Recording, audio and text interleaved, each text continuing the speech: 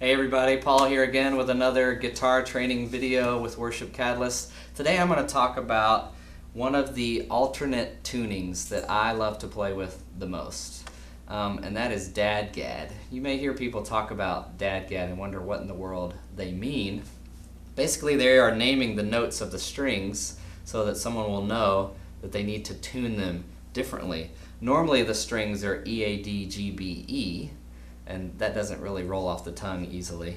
But DADGAD is just the same thing, renaming the strings to tell you what to tune them to. So instead of an E, this first string becomes a D. The next string is an A, just like usual. Then D. So there's your DAD, the first part of the DADGAD. Then we go to the G, which is again the same as usual. And then the next two are changed from a B to an A, and then from an E to a D again. So when we strum the DADGAD tuning, we actually have a D sustained chord. Really similar to the idea that we talked about with the cut capo in E. This is just in D instead of in E. So again, it's that really nice, open, almost Celtic kind of sound that you can create. And a lot of the chord shapes from that cut capo lesson that we talked about will carry over. So to play a D, all I need is this one string. With my pointer finger on the G string and the second fret, I create a D chord. And it has that really great low bass. Normally D is just 4 strings, and so the lowest note that you get is this note. But now we can play this really rich sounding low D in our D chord. Then the A chord is these 2 strings on the D string and then on the G string in the second fret.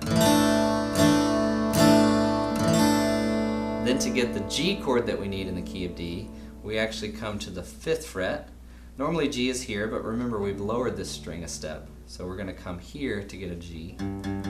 So 5th fret, and then I like to add this note here on the G string in the 4th fret. And I am deadening the A string here with my middle finger, the pad of my middle finger, just touching the A string so that it doesn't ring through. So those 3 chords again, D, A, and G.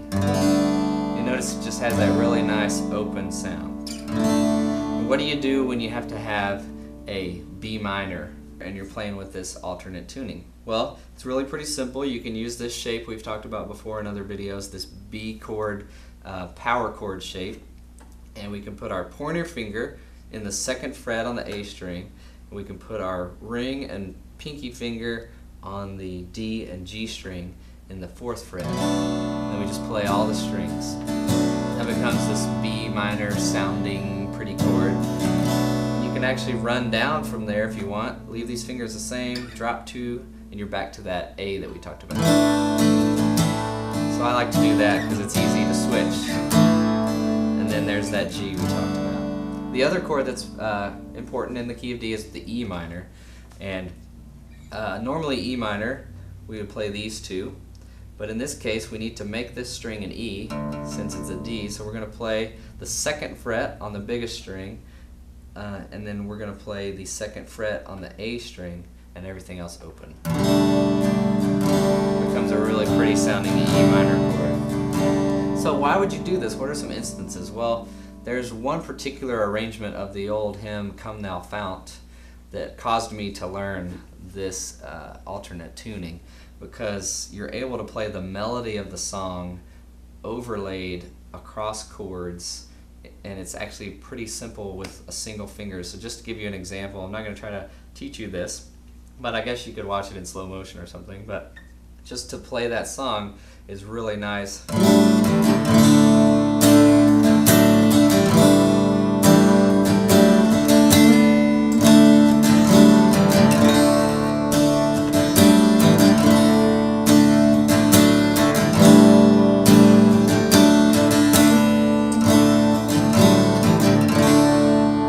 Maybe you're a lot better than I am and you could do that in the regular key of D, but I cannot. And so as I tried to learn that song and figure out how they were overlaying that melody without being 2 separate guitars, I figured out that they were using this trick, and that's what a lot of guitar is.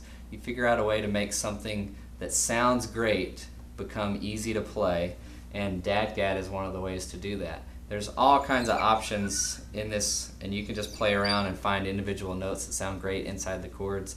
But that's kind of an introduction to alternate tuning. There's several out there, and you can Google those as you get more advanced and want to venture into that world. But this is the first one, DADGAD. Hope you enjoy that and use it at some point in the key of D.